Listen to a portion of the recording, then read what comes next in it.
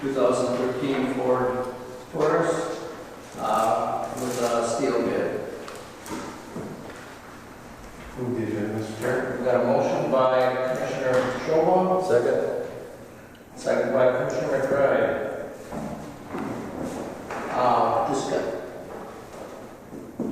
Discussion. Hearing none, all in favor? Aye. Any opposed?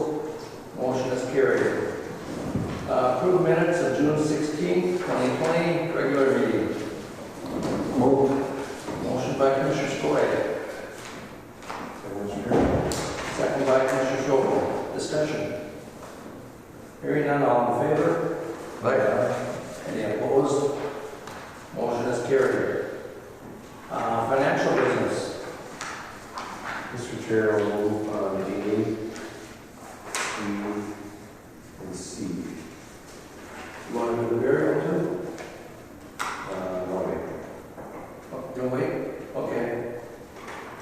Do I have a second? Do I have a second? Commissioner McBride. Discussion. I've got one thing that I wanted to ask. There was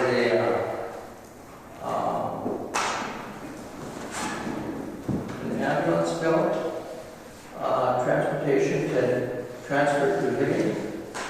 Do we normally do transfers to?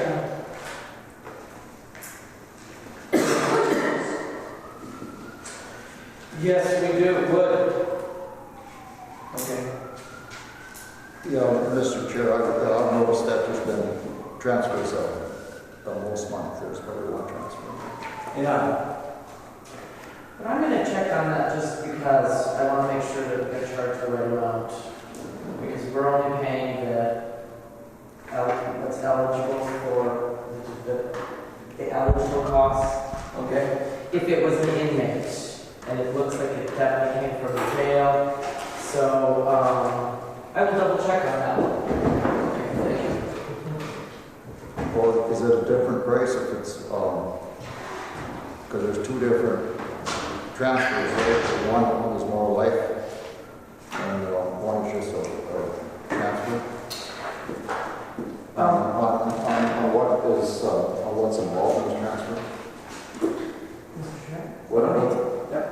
So, Commissioner Skoye, the way that it works is, yes, they charge by level of service. Yeah, that's what I'm saying. But the other thing that what we found out is that when an inmate is getting medical services, there's a statute that only requires us to pay at the Medicare reducement or at the Medicare rate, and that's funded by the Minnesota Department of Health. So now we've gone back and actually collected some that we've overpaid, and now we're monitoring those bills and only paying the allowable amount for any inmates that do not have insurance. Well, $1,000 transfer, I don't think is too far of a line on what they're at. It may be accurate. It may be that's what the rate is. So. But yeah, it'd be good to, Yeah. it would be good to check on it. Okay. Okay, thanks, Jen. Okay, I've got a motion and a second. Any further discussion? Hearing none, all in favor? Any opposed? Motion is carried. Approve second half 2020 budget appropriations. Move. Motion by Commissioner McBride. Second by Commissioner Patton. Discussion. Hearing none, all in favor? Aye. Any opposed? Motion is carried. Mr. Chair? Okay, you were too quick on me there. I missed one thing. The question is allocations to the Cooch County Fair and Northern District Fair. Are the fairs, are they canceled? Do we know? They are canceled. Yes, they are canceled. So we'll take that into account when we discuss next year's budget. We certainly can. I'm not really saying, but I just think we want to keep that back in mind and have that discussion. Yeah. Good point. I was thinking about that when I was looking at it earlier, and Not that they can't use use the money. Yeah. Right. And they both have contacted me and asked, what do you want us to do? And I said, well, that appropriation was for that. I know you're not going to hold the fair. They said they had other things that maybe they could do, but we would review it in the 21 budget. I think both pairs have been doing maintenance work around and stuff, so I'm sure there is some cost there. No. Any further discussion? Hearing none, all in favor? Aye. Any opposed? Motion is carried. Approve amendment number 1 to airport maintenance and operation grant. Motion by Commissioner Pavlik. Second. Second by Commissioner McBride. Discussion. Hearing none, all in favor? Aye. Any opposed? Motion is carried.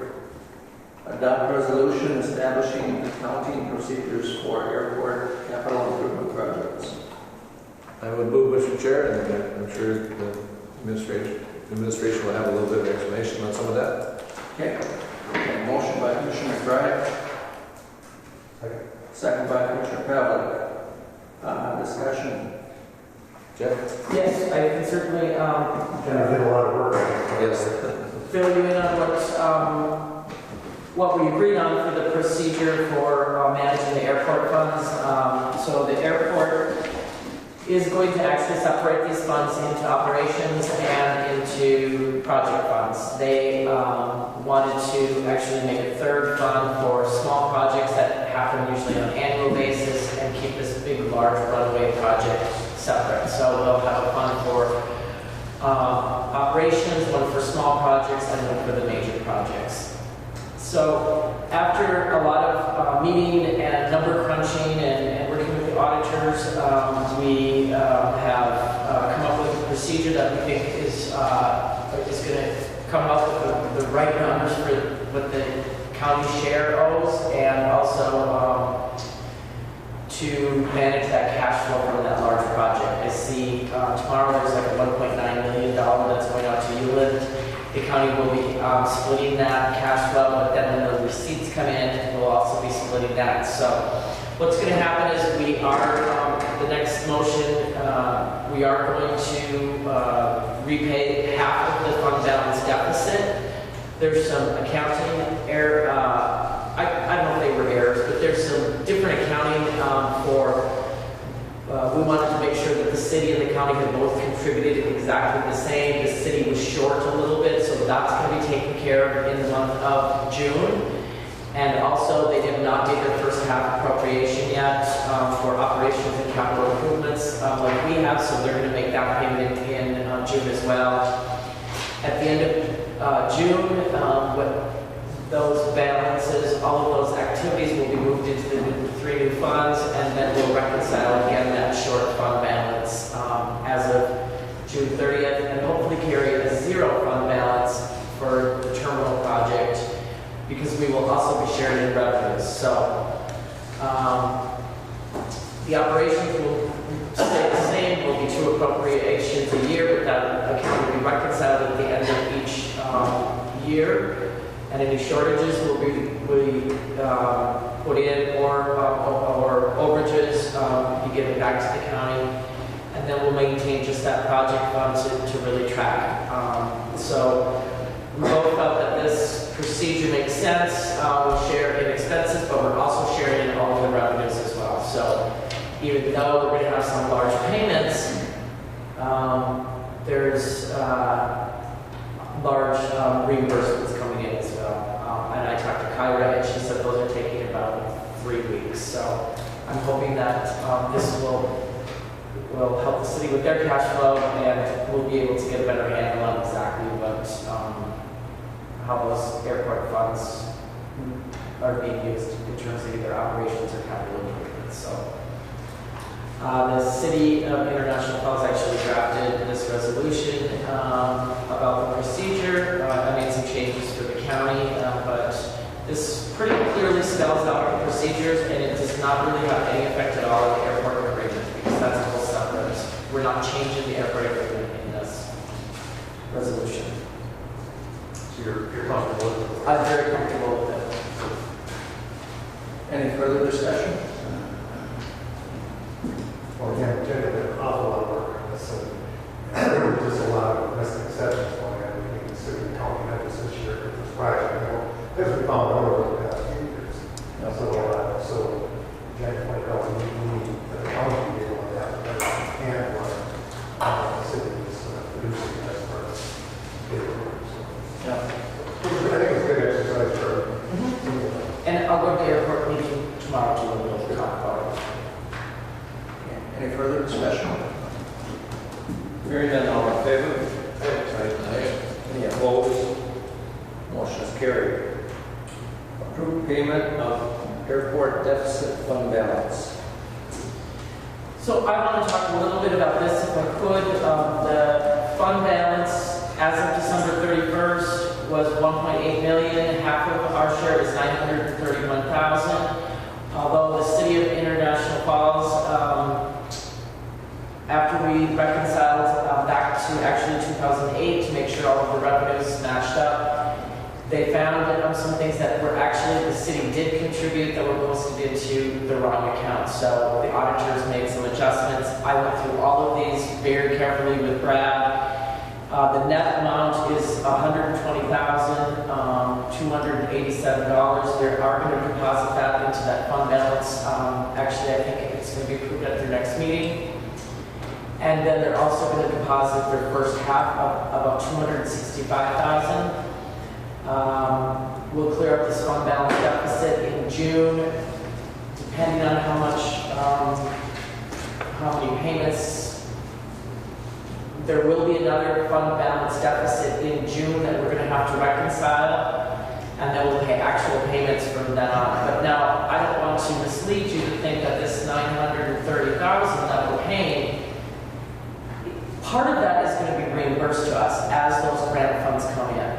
So when the auditor was all said and done, after we reconciled he thought that the additional county share for the terminal project was about $200,000. So at the end of 2019, it's all going to depend on how those change orders get processed with the airport and through the FAA, but that would be the most as of the end of 2019. So Kyra has some funds in right now for the airport of $1.4 million to be reimbursed, plus there's another payment that's going out this week, so that'll be another $1.5 million in reimbursements requested, plus the CARES Act, that revenue that's going to come in from the airport of about 1.1. And we're going to split all of those revenues. So this is not, this payment does not reflect, it is not representative of what the county owes. It's part of this is the cash flow from the project. So I just wanted to make that clear. But there are revenues coming. There are revenues coming. Move. A motion by Commissioner McBride, do I have a second? I'll second. Second by Commissioner Scholl. Any further discussion? Hearing none, all in favor? Aye. Any opposed? Motion is carried. Okay, Dean, do you want to take over the two additions, the HVAC system and the carpool? Sure. This is the first one. I'll do the air conditioning. I'll address the air conditioning system first. I had quite a deal here transpired. It's been going on about a year now. I had some representatives from Minnesota Power come down and drop into the building here and come down and visit with me, and they were just asking information-wise how everything's going, if there's anything that they could ever do for us or anything like that to just let them know. And at that point in time, I had been nosing around a little bit to see if there was some way that we could get some air conditioning on the third floor of this building up here, because it is hot when it gets hot. And currently, we're running 21 of these window air conditioners around the building. We burn through 3 a year at least, and we have to take them in and out every year. put them in the spring, take them out in the fall. And I just thought to myself, there's got to be some way that we could do something to help out a little bit or whatever. And I was explaining to these guys, and they said, well, that's kind of what we're looking for. We're nosing around to see if there's a project or something that we could do with our company and all that. And I said, well, if you want to take a tour, I'll show you. So I brought them up to the attic, and we walked around the buildings and all that. Full grand tour, everything. And they said, thank you for the tour and all that, we'll get back to you. And I thought, well, okay, you know, but I'll tell you what, within a week, I had engineers from Minnesota Power and Dyke Company. They're one of the leading companies in this extremely high energy efficient air conditioning systems and heat pump systems and like that. And they came up and they made a walkthrough, and they all agreed that this would be a great project. And at that point, I just said, you know what, I've got to gather some more information myself. And they said, well, and so are we, and we're just going to let you know that we're going to be in touch with you, and we're going to continue this process and find out if this is going to go or not. So long story short, I heard back from Minnesota Power and Dyke Company that they would like to help us with the costs using their research funding to help engineer, design, and install an ultra-high efficiency heating and cooling VRV, that's variable refrigerant volume system, for the third floor of the courthouse. This is technology that I haven't heard over the years with all the air conditioning stuff that I was involved in. And I mean, it's all state-of-the-art thing going on here. And then Minnesota Power's, I met with Minnesota Power's Research and Development Program guy, Chad is his name, I'm not sure about that, but he was very excited and would look forward to doing this project on board approval. And I'm reading from my notes here. And both the engineers of Daikin and Minnesota Power said that this would be a great opportunity and a unique proving ground, especially with the historical presence, the historical nature of the building, and the location that we're at. They just couldn't get over that something like this, these companies, they want their name all over this project as it moves forward, if it does. And Minnesota Power was really on board with it. And the way it would look, if you look at the law enforcement center's new air conditioner that we put in downstairs and how it sits in it, the same thing would happen on the other breezeway where the courthouse connects into the auditor building. On the glass wall, there'd be another one right there. It'd be a 14-ton system. It'd probably be a little bit bigger than the law enforcement one, but resembling the same thing, some piping going up the wall and then going into the vintage courthouse. And then there's an abandoned bathroom in here. They would utilize that bathroom to get up into the attic and then have their piping situations and things that go out to each of the offices. We're talking Sherry's office, Betsy's office, Jenny's office, the third floor conference room, and Janelle's office. The uniqueness of the system is it's expandable. They're going to size it to do the whole building on that wing over there, but in steps.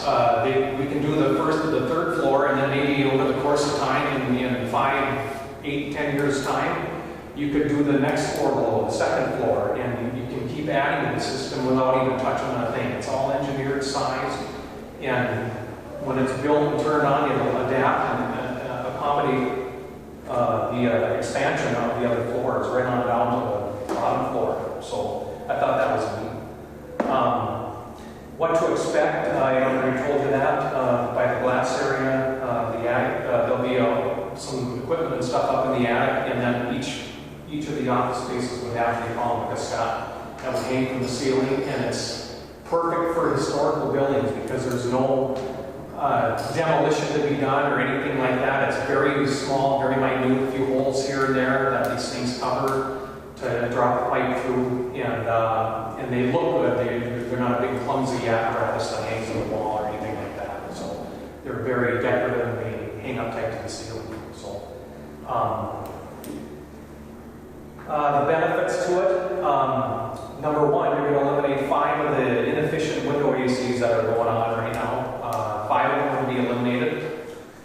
The noise of those and the appearance of those AC units, when you come up, there's AC units hanging everywhere on this building, and sometimes it's not the best to look at.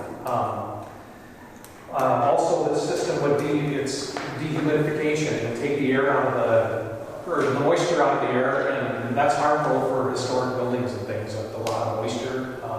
So it would help dehumidify everything there. And then, of course, comfortable, it makes things comfortable for better protection for all those that are working up there. And then you always hear about the carbon footprint nowadays. Everybody's driving about making your carbon footprint smaller and smaller. And this is a huge move toward doing that. And that's where Minnesota Power was all excited. They thought it was a very nice thing.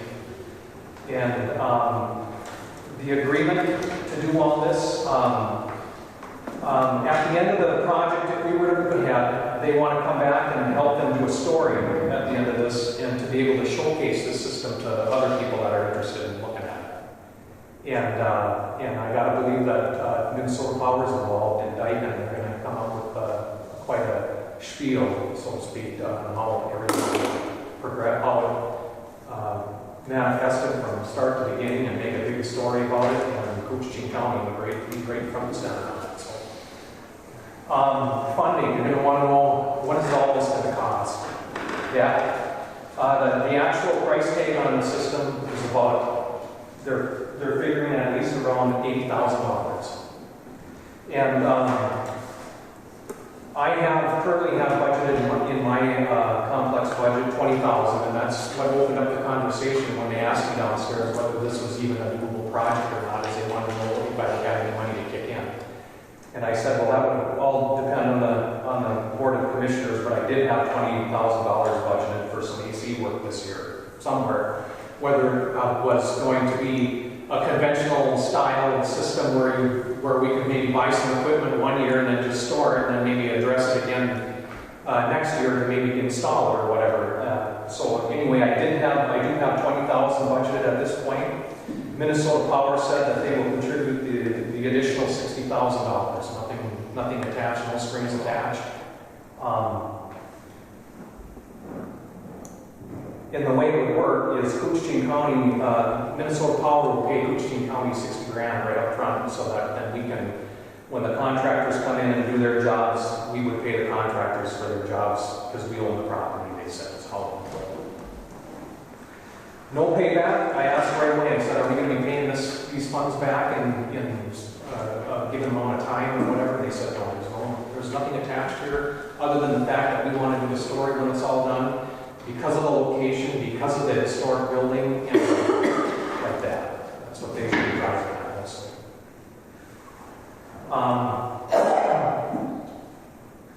I guess that's it. As far as the system goes. Do you have any questions? No, I'll do the best I can. You didn't tell them what county boards really like. What's that? You didn't tell them what the county boards really like, did you? I didn't say anything maybe might be wrong with a whole lot. The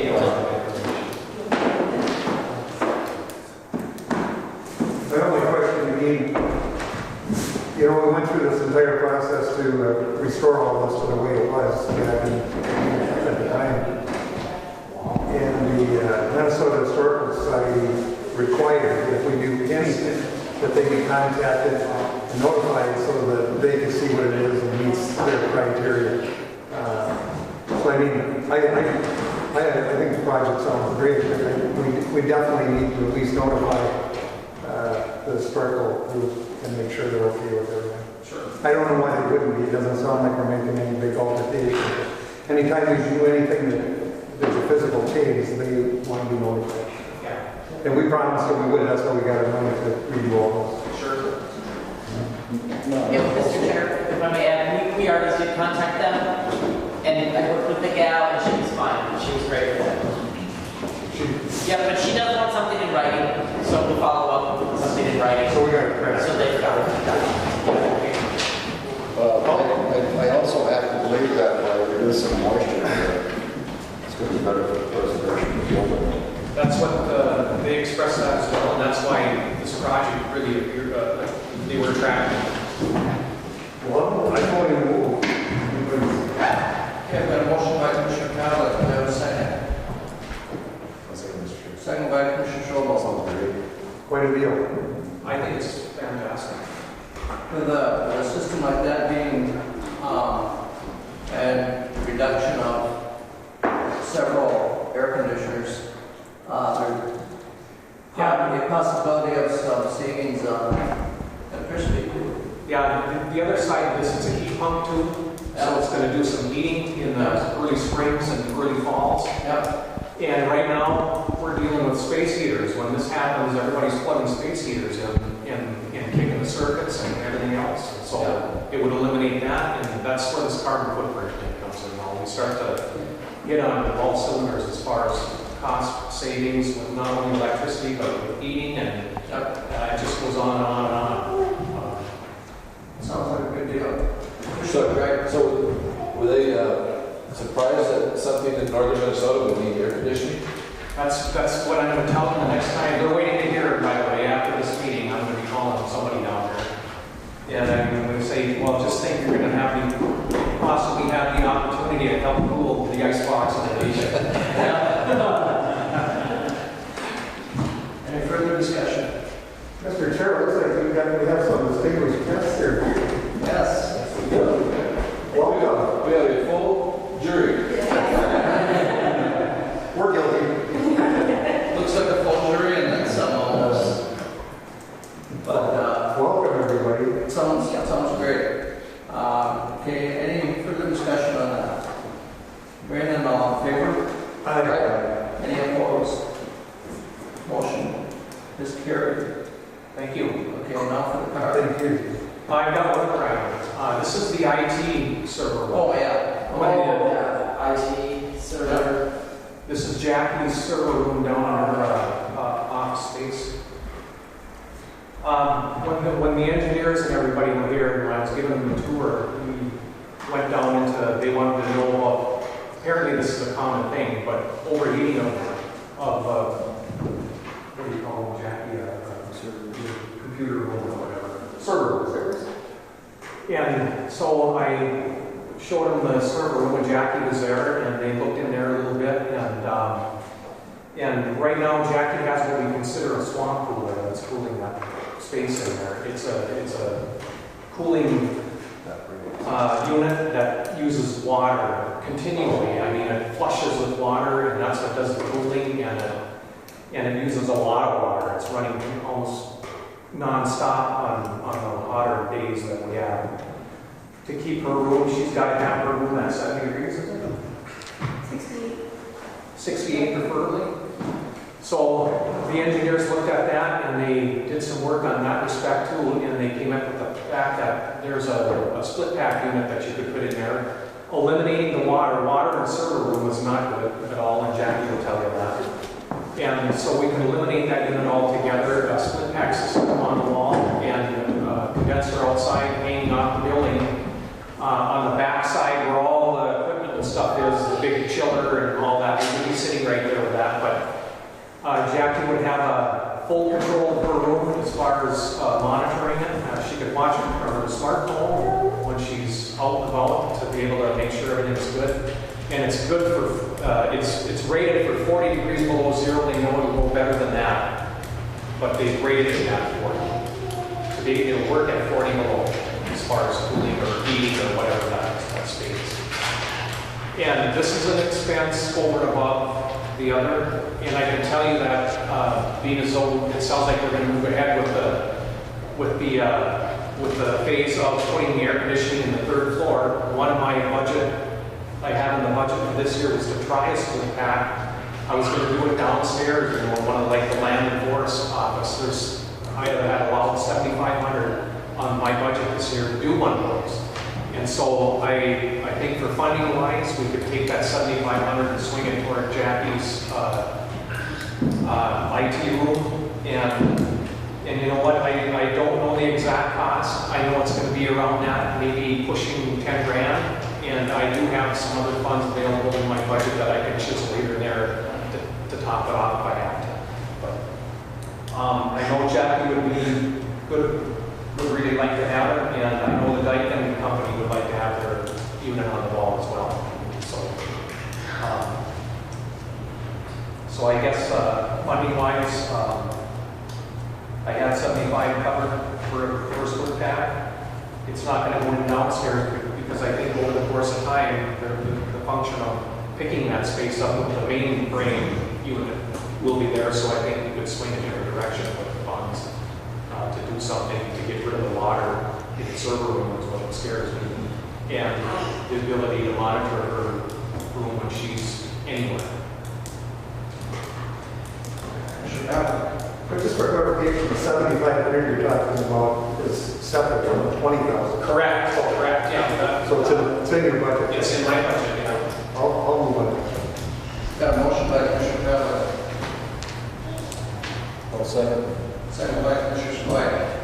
Discussion. Jackie will be a cool person. Working in there.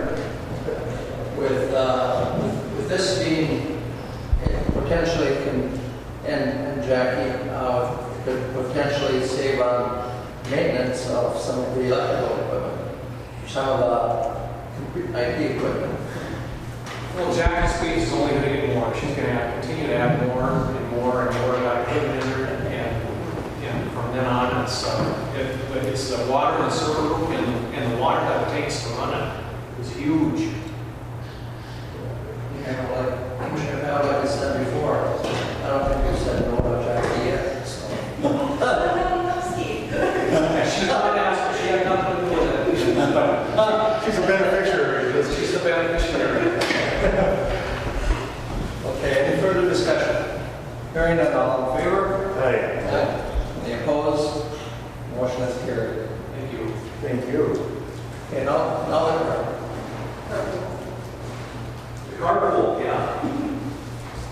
Yeah, we just needed a little clarification. We're getting ready to sell the number 115 that we have, and we never did do a formal direction as to whether we can go ahead and sell it for approval.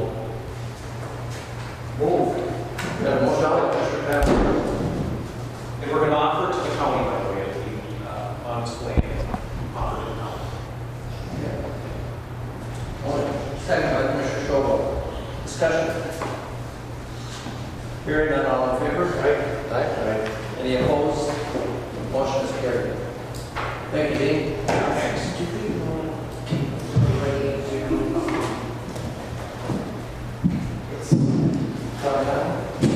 Yeah, we might have to public parking highway after the, Yeah, we can do that. okay. Or Jump ahead, yeah, let's jump ahead as long as they're out here. Okay. Okay, well, we're going to move on to NFP's county extension business while our family is here. Okay. Commissioner McBride? No, we're going to run a little bit behind here, so I just asked if they were We're okay. going to go ahead. We're going to do it? We're gonna push them ahead, yeah, because Oh, they're sure. right through here, my timing was off. With myself and Tim over here and the White Warner family on the spot. Anyway, so as I'm chairman of the county extension. Commissioner Skoye also serves on that, and Commissioner Ady is a alternate. We have Tim back there. He's on the committee with us, and every year through the state of Minnesota and the county extension, we select a family farm unit to honor. And this year, we looked through it, and Jody Reller is kind of heads up this committee for us, and she researched and found the White Warner family and said these people are well deserving of being recognized by Koochiching County Board and the people of Koochiching County. So, we have a certificate, but it's not here today. We'll be sure you get that. Who's going to be the spokesperson for the family? We just a little bit of history. Just tell us a little bit about your family and what you do. We have it here, but go ahead. That's me. Go ahead. So, Andrew and I were married in 91. 26-acre farm, had 5 kids, and then we have a son-in-law and 4 grandkids. And we do rotating crops and stuff, and grains and different things there. We have a greenhouse too, so we're very well raised. Yeah. And according to talking to Commissioner Sway, I mean, you're very, very close to, you kind of serve like 3 counties. Yes, the county line actually runs through our property. So part of our property is on Beltrán County, some is on Koochiching County. So all of our taxes go to everybody. And you know, Commissioner Papp will tell you our taxes are much lower. So, and we'll be sure that your story gets to the newspaper, and we'll take a picture of your folks today. You can get them all together, we'll take a picture of it, and we'll take that to the newspaper. And we have a flag. I don't know if you folks have a flag for it. But we might have to put one up because this is a beautiful flag. It's being presented to you folks by the University of Minnesota. Your name on it. So this is for you folks. Tim, you come out. Thank you. But you folks get together a little bit and maybe the kids can hold the flag up a little bit. You guys can.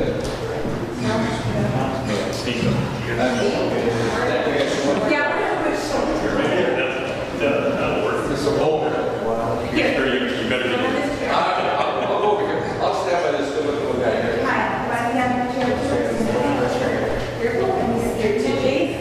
Oh boy. Okay, so We got one more down here.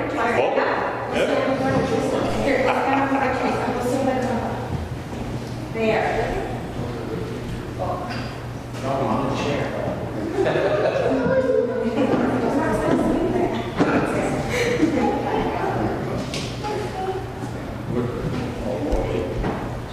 this is pressure.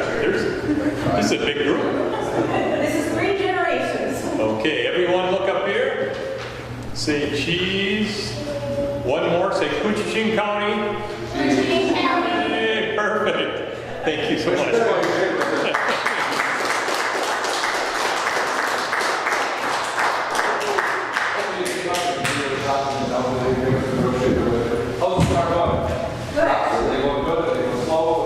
At least that's my work. So good.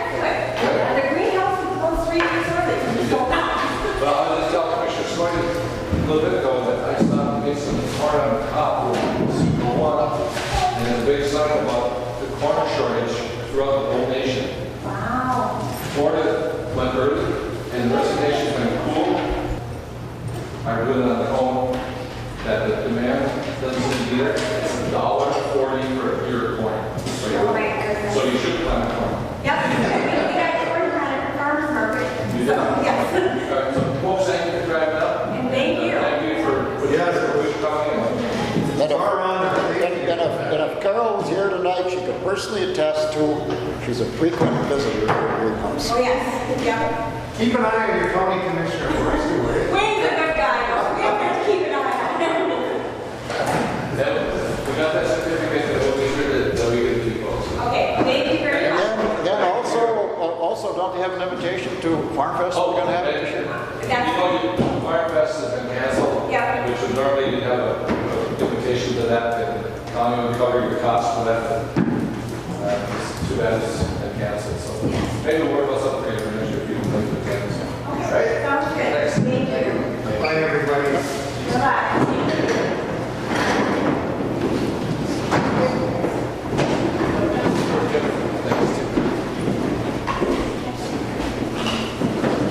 Okay, it's a long drive for 5 minutes. Public health and human services. Let's start off giving us a report on COVID. Well, I don't have the numbers from today. I didn't prepare myself to do that. But what I did want to mention was that now on the Minnesota Department of Health website, it takes a little ways to go through it, but you can find the number of tests that have been conducted in Koochiching County. They're only going to update that every Thursday. So last Thursday's number of tests was 661. So that's just for Koochiching County, the number of tests that have been given. So, and we still remain at 9 cumulative positive. Which website is that? Pardon? So which website did you say? It's the Minnesota Department of Health, and if you go to the COVID part of it, then you go way down at the bottom, it says a weekly report, and you click on that link, and then you still have to scroll down, but you can find a map of with the numbers of tests for each of the counties. Yeah, because I had that for a while, and they even sent it, I thought they sent me another one. I was looking the other day and I couldn't find it anywhere, so. It took me a little while to find it too. It's kind of buried in there, but Could you send the name of the website down again? Sure. And then when I've got it on my computer, I or laptop, I'll take it. sure. Because I was on it and I just couldn't find it. Yep, we'll do that. Do that. Are these people who have requested to be tested, or they were in the hospital where they got tested? I mean, how does that even be? They're people who have shown some sort of symptoms and went in to be screened, or they've been connected to someone who has tested positive. So the testing is not open to just anybody going in and saying, you know what, I want to test. When there's an issue. You've got to have some kind, but if you look, there is also a place it's both on the CDC and the MDH website where it will give you a list of symptoms, and it's pretty much everything, especially symptoms that are similar to somebody that has allergies or something like that. So if you have any of those, they do encourage you to go in and be screened by a health professional, and then they will decide whether you should have the test or not. The other thing I thought was really interesting, I think this is nationwide, but the largest group being infected are young people. Yeah, the 30 to 39-year-olds are the highest, with the 20 to 29-year-olds being second highest. They're the Yeah. ones that are open, too. It has to do with their belief in validity of the virus and, you know, what it can do to them. It's still an age where you kind of feel invincible and nothing's going to happen to you. Yeah, exactly. Interesting. So did you say a lot of sneezing? Is it a Yes. symptom again? I've sneezed over 50 times a day. But it is pollen, believe me. Yeah, Jenny puts a mask I'll put her down, that's neat. Oh, what So- was that? I was teasing. Yeah, but all of the curves, are still continuing to level off, so that's a good thing for Minnesota. The 9 cases that we got, I know you can't see who they are and all that stuff, but can you tell us if they all recovered or didn't recover? Yes, everybody's recovered. Good, wonderful. I was at a funeral for a friend of mine, and we were talking, and I said, yeah, well, I don't know anyone. I said, had it. And this one friend of mine says, I had it. And he said, I didn't know I had it, but I went in to get a surgery, and they tested him, and they said, sometime in the last X number of months, you had corona. And he didn't even know. I didn't even know. That's another way they've caught a few of them is somebody's having elective surgery and they do that as a matter of Yeah. their pre-op stuff. People are finding though that even if they have had it and they haven't had severe symptoms or problems getting over it, there still can be some lasting consequences from it. There's a loss of sense of smell, loss of taste that can go on. They don't know how long it will go on. Sometimes that's the only symptom people have, and then it continues, and then there's a lot of other things that it can do to different organs in the body too that can cause people long-term problems, even if they do recover. I'll be glad when this is over, but it looks like it'll be a while. Yeah, it's going to be a while. Okay. Well, thank you. Now, do you want to do the rest of the stuff here? Yeah. Okay. 1 through 6, and then number 8 are all housing support agreements. They're just the annual renewal. For those, nothing has changed. There's no cost at all. It's just the agreements that designate who's going to do what and what their responsibility is. I'll move on those. Okay, a motion by Commissioner Pavlik, I will support. second by Commissioner McBride. And everything you said is still the same? Yes. Okay. In number 7, the renewal of the Ram Sales Purchase of Service Agreement, that is to purchase semi-independent living skill services for our clients. So that's a bit different than a housing support. Okay, or if we come back to that for just a minute, Commissioner Pavlik's motion is 1 through 6. Yeah, and 8. Yep. Oh, I got that. And 8, okay. And Commissioner McBride's second also. Any discussion on those? All in favor? Aye. Any opposed? Motion's carried. Okay, now we can go back to 7. Move on number 7. Got a motion by Commissioner McBride, second by Commissioner Strobel. Discussion? Was it some dollars in there? No. Nothing different. Any further discussion? Hearing none, all in favor? Aye. Any opposed?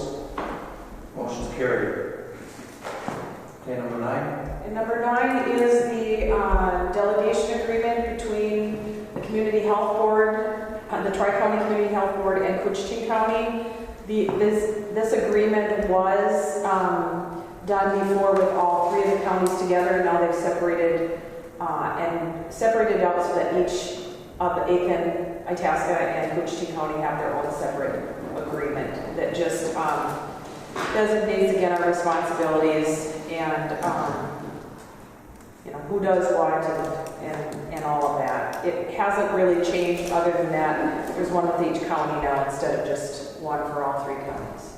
And Okay, got a motion by Commissioner McBride, Second, Mr. Chair. second by Commissioner Strobel. Discussion? Hearing none, all in favor? Aye. Any opposed? Motion carried. And prepare everything else. Move, Mr. Chair. Got a motion by Commissioner Strobel, second by Commissioner Skoye. Discussion? Hearing none, all in favor? Aye. Any opposed? Motion carried. okay, Now we you can gotta sign sign. all these. All right. Brian's favorite thing. Oh, yes. I was ambidextrous. You can come out, Dave, or stand up there. Yep. Yeah, 3 items. The first one is to award the 2021 propane contract. And we received 3 bids, and they were very close. Rain Lake Oil at 98.9 cents. Lakes Gas at 99 cents. And Farrell Gas at $1.02. So they were all pretty close. They're all good bids. And in the past, we fluctuated between, usually it's been Rain Lake and Lakes Gas. So Do you recommend you go here? yeah. Move. Got a motion by Commissioner Pavlik. Have a second? Second by Commissioner Skoye. Well, as close as you can be, huh? Yeah, there was only what, 3 cents? We were going to ask you. What was it, 3 cents difference between the high and the low? Yeah. That's, Wow. 3.1 cents.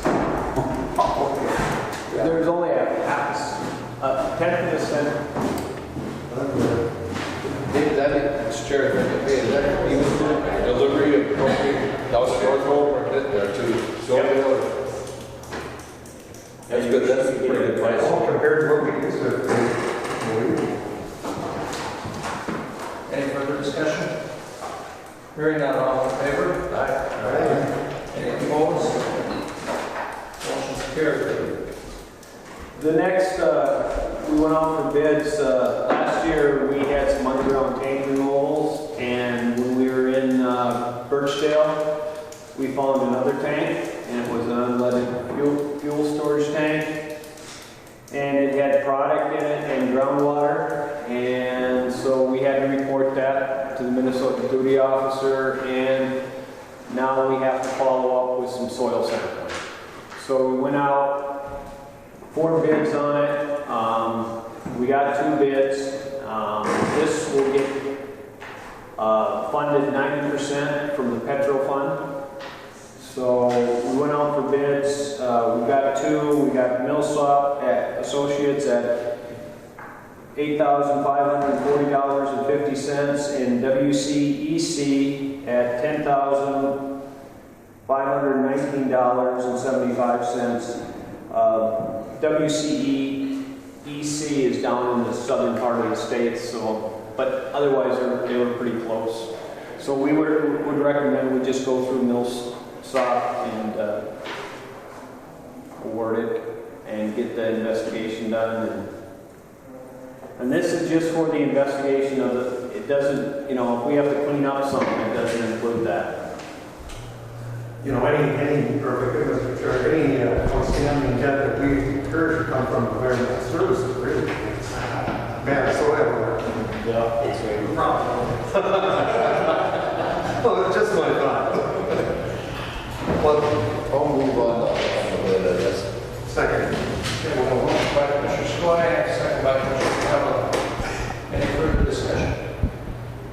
Gotta give the man a hard time here. So, Hearing none, all in favor? Aye. Any opposed? Motion is carried. The last one I had is every year we do a striping contract, so we went out again for that contract. This year we received two quotes, one from AAA at $43,040.74 and Traffic Marketing Services at $37,743.26, and our engineer's estimate was $50,138.63, and we'd recommend we go with Traffic Marketing Services for $37,743.26. Got a motion by Commissioner Capella. Second. Second by Commissioner Quick Skoye. prices. Those are good bids too. Discussion. David, we got a time frame when that's going to happen, or how long we're going to be on site? I would assume we'd go out later part of July. Get it done with the fall. We usually hold off until the fall and Get the projects done. and we can't wait too late because of the way it's raining. Needs to dry. So we got to get it done before October. Okay. Do I have a motion on that? Yeah. First and second, Capella and Skoye. Okay, great. Any further discussion? Okay, hearing none, all in favor? Aye. Aye. Thank you. Thanks, Any Dave. opposed? Motion's carried. Thanks, Dave. Once that stuff is here. So my request today is to spend money for capital outlay expenditure. We purchased 15 dock laptops and 2 semi-rugged laptops. The semi-rugged will go to law enforcement to be used as squad cars. Originally, my plan was for 4 laptops for 2020, keeping it lean this year because we have the server project. But before I put together this request, I got quotes. I sought out input from all the department heads to see if there was a change of mind on what equipment they needed that resulted in an additional 11 laptops being added, being requested, primarily COVID related, so that they can guarantee kids can work remotely using county-owned devices.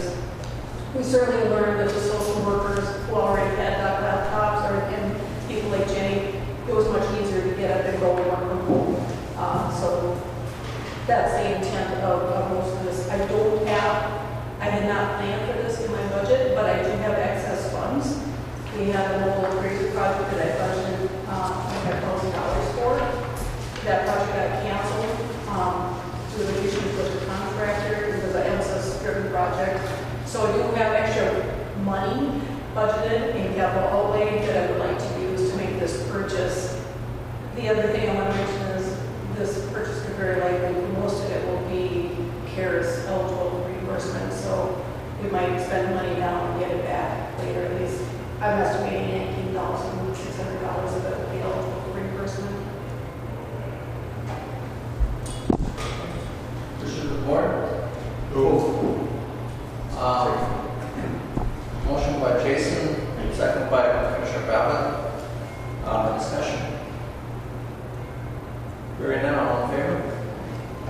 Aye. Any opposed? Motion carried. Thank you. Jackie, if we do when we do get reimbursement, could you let us know? Okay, so it's just kind of interesting how we're doing so many things right now trying to get reimbursements. And I think a lot of it is going to be reimbursed. Jenny is probably not for me, but I'm sure you'll hear about all the things we get. Well, yeah, you get that CARES Act funded, but I did talk to Representative Eklund today. He thinks the governor's just going to approve that CARES funding, and then it just leaves the bonding bill and lots of other finished things. But Can the governor do that anymore? apparently he can't.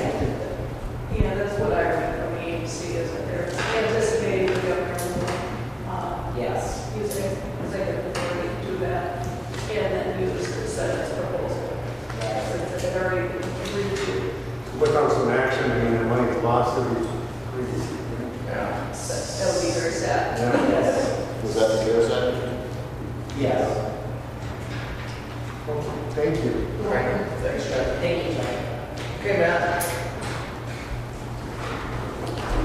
So I have 3 payment applications on the Malibu Sewer Project. This is, the first one is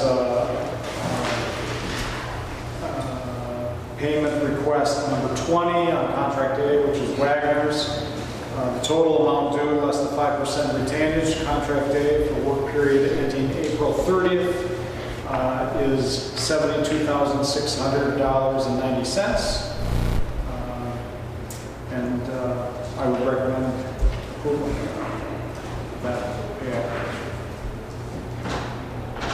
Motion to order. Move. Motion by Commissioner Pavlik.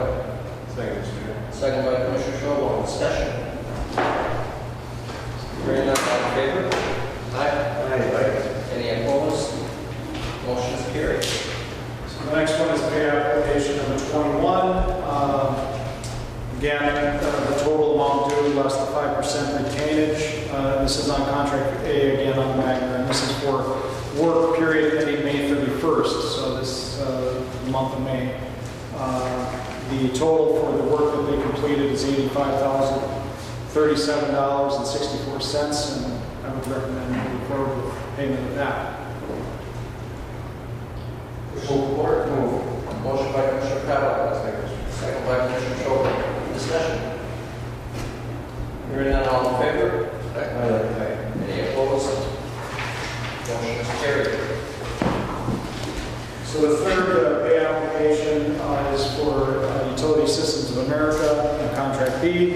The total amount due less than 5% retainage for this application for work ending May 29th is $91,463.15. And again, I would recommend payment of this work.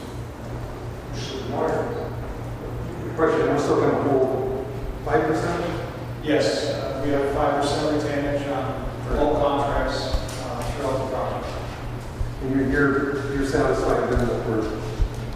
For this pay application, we've gone through it and identified the desired items that have to be paid per the contract. Okay. Motion by Commissioner Pavlik. Second by Commissioner Schobel. Discussion. Hearing none, all in favor? Aye. Any opposed? Motion carried. So, this was an addition on the Malibu Sewer Project. Is that all right if I go forward with that there, Kevin? Sure. We actually got that at number 5, but we can take it number 4. So this particular item is Preferred Controls had a contract with us for electrical engineering services on the project for an amount not to exceed $155,267. Preferred Controls' original budget was set to accommodate only 2 contracts, and as you know, later on we added a third contract, contract C. By adding a third contract, the request required services by preferred controls increased due to extra field trips and inspections. We need them to complete additional site inspection services to close out the construction contracts. The additional compensation listed in this amendment is $3,600. Dale would say, we have to send out the electrical geniuses to make sure our systems are working properly. And I'm sure that, he's right in saying that. He said that in 2017 when he first proposed this contract. So I would agree with him. We have to have those things inspected and make sure that our systems are working properly. So I would recommend approving the amendment to the contract. Wish of the board. Move. Got a motion by Commissioner Pavlik. Second by Commissioner Scholl. Discussion. Hearing none, all in favor? Aye. Any opposed? Motion is carried. Thank you. So the last item that I have is just an update, COVID-19 transfer station update. So after speaking to our staff in an effort to return to normal operating hours at the transfer station, while still providing a safe and healthy workplace for the public and the operators, we're working on the following items. Additional signage to direct the public to maintain social distance and to control traffic prior to entering the facility. Disposal tickets with perforated stubs that can be removed by the user.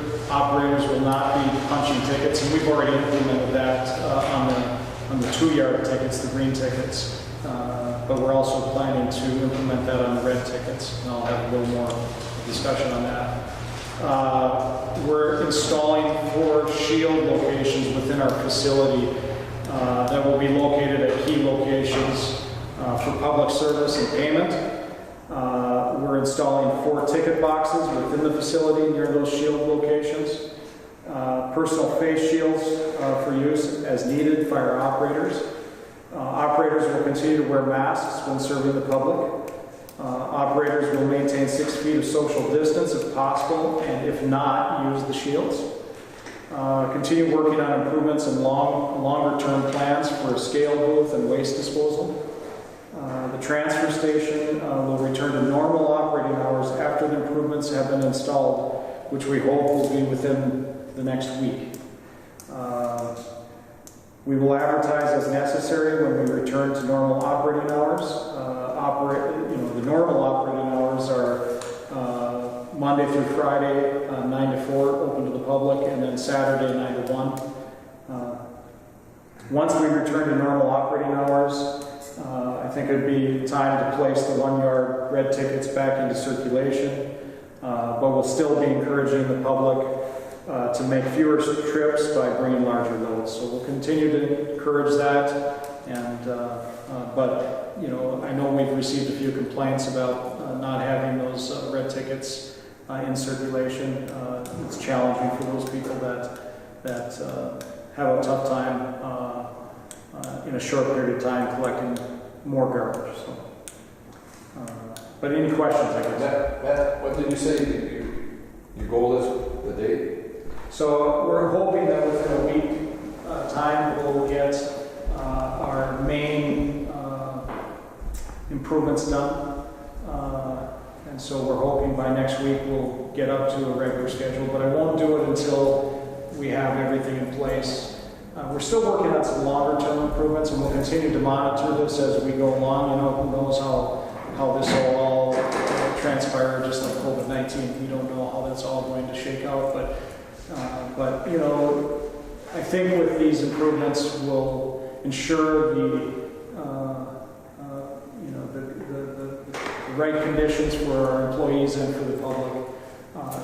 And hopefully the public will understand. We're going to have some signage out there. So one of the things before we were having control of the traffic at a gate, or controlling it. So now we're going to change this once we get these pieces in place. And how we're going to do it is the operators will have signage before anybody enters the building, so they'll have to stop. We're hoping people will stop at the outside of the building and wait for our operators to bring them in. So the key is we have to keep people from just entering. They can't just enter. And before we were controlling it at the gate, now the signs will control it. And so we're eliminating that. Right now, with our staffing, we have 3 operators that work full time out there, and it makes it difficult when we have to have another staff that's out on the gate, and so to try to control it, yet allow our staff to be as productive as possible, we're going to try signage. Now, if that doesn't work, if people don't follow the signage and help us to create that social distance and maintain the proper work conditions, then we'd have to revisit that and consider other options. But at this point, we're going to try to go back to a regular schedule with our operators working inside and then the signage controlling that. By the way, the extra staff has a lot of times been man himself, along with all those other duties and this huge wastewater project. He would go out there, relieve and perform those duties as a staff member. So, in my opinion, you've done a very good job, man, under tough circumstances. And if you get a chance, you sit down with Matt, he'll show you what he's doing in those shields and stuff. I mean, I think that's an excellent progression there in safety and health operators there. So. Well, I think a lot of, we've gotten help from highway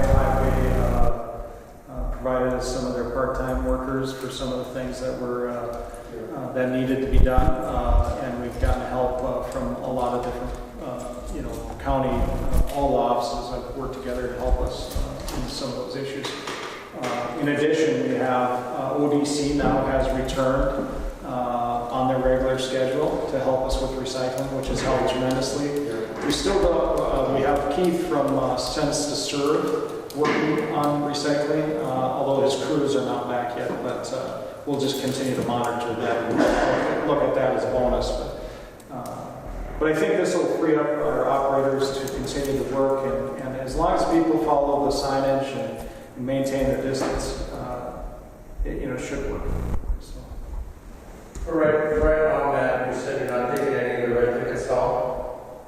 I'm sorry, say that again. For right now, you're not taking any of the red tickets at all? So we do not have the red tickets in circulation at this time, the 1-yard tickets. But as soon as we go back to a regular, once we have these improvements in place, then I propose that we put the red tickets back into circulation, and then people will be able to buy them again and then use them. I mean, we still accept red tickets. If somebody has a red ticket, we still accept them. But we just pull them out of circulation to try to encourage people to bring larger loads. That was the point of pulling them off the circulation. But your operators aren't punching any tickets. That's correct. So our red 1-yard tickets, we're printing new ones that have removable stubs.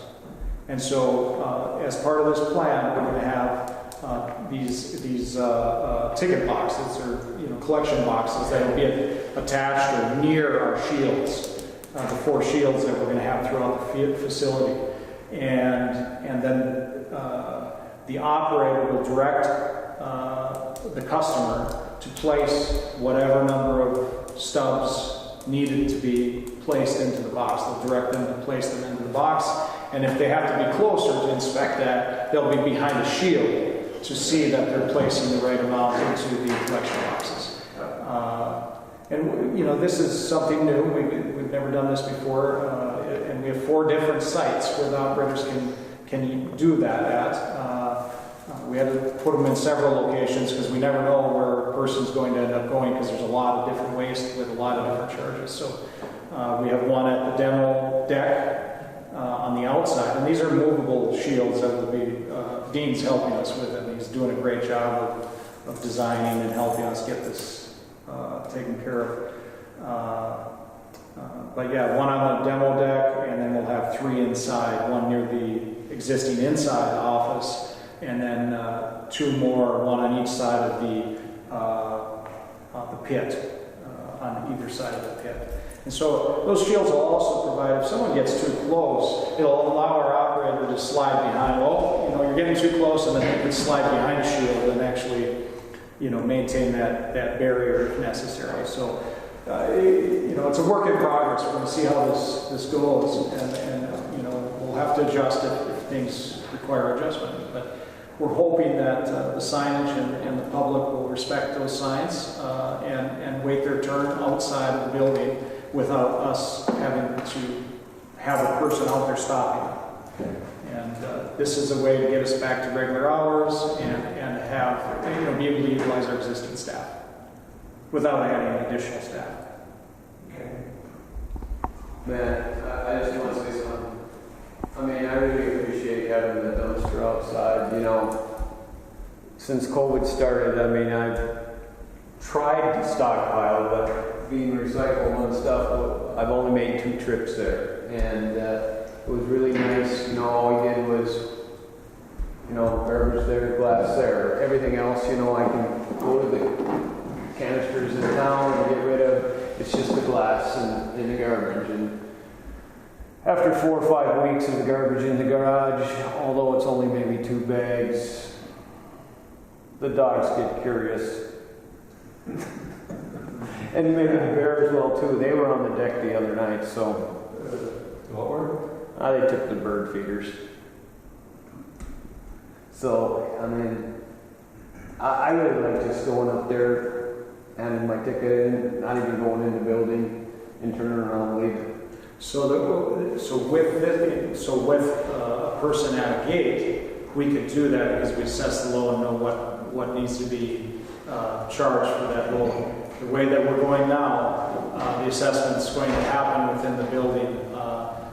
I suppose a person could step out, but normally they're going to be working within the building.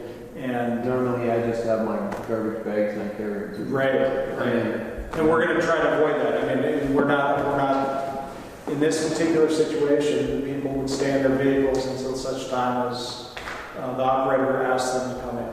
And having an outside, with somebody at the gate, we could have an outside dumpster, but without a person at the gate, we're going to have to assess those loads inside and have the person dump them inside. So they'll have to wait their turn. There'll still be, somewhat of a wait for customers, but it won't be any different than, if people manage themselves properly, it won't be any different than what we've been going through here in the last few months. The same rules apply then for the yard waste section and the construction debris? Yes, all the same rules. And we, like Dave said, we had recycling also on the outside when we were controlling it at the gate. And all of the recycling will come back inside under this situation. Just so that we can assess what's being dumped and it gets put in the right place. It's easier for the operators to manage instead of having to leave the facility, go pick up some recycling, and it gets overflowed, and they try to manage that. It's easier if it's inside, as long as people follow the sign. That's the key. We'll see how that goes. I mean, I hope that I would like to think the public would follow the signs. Now, when you say that you're controlling them at the gate, are you talking about the gate that's closest to the building, or closer to the highway? Yeah, so when I say gate, I use it as a general term. Basically, a person standing in the middle of the road and stopping traffic and assessing loads and charging. That's what we did in the past, where we stood in the middle of the road, 500 feet away from the transfer station, between the 2 gates. Between those 2 gates, we were kind of in between. Okay. Yeah, and we control traffic at that location and assess loads at that location. And, now we'll be eliminating that. It'll just be done inside. Well, we still like you, Matt, so you're doing okay. I respect that people want to go back to a regular schedule, and I think this will help us do that. It's been a challenge. Yeah. You don't need that aid to the credit too, because I know he's helped you with things out there. Oh, yeah. Appreciate it. The extra workers that we got from them did a great job. It helped us a lot. It was nice. Been a challenge. Just thank Matt and crew for everything.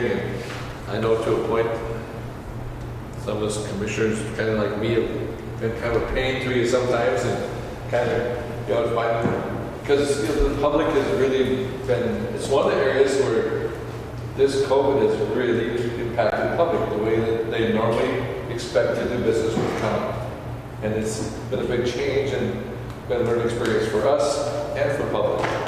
So, I mean, we've been talking to you and trying to get things as back to normal as possible. And, you know, who knows if there will be a real normal. So, thank you. Well, and thank you. I think that, you know, like all of us, we're learning, you know, COVID-19 brand new to all of us. And so every day is a new learning experience. And, you know, the input that I get, not only from the public, but you guys as commissioners, helps me think through that process too. And, you know, I've talked to Dave, I've talked to Trent, I've talked to, you know, as many people as I can to pick their brains, right? I mean, we're all trying to manage through this situation the best we can. So I appreciate the input. And the same thing goes for, you know, the highway department. They were out in public the whole time this was going on, where we could really control what was going on in the courthouse. But you folks were out in the public, and you know, you had to be aware of what was going on and your surroundings and proper way to do business. Thank you. All right,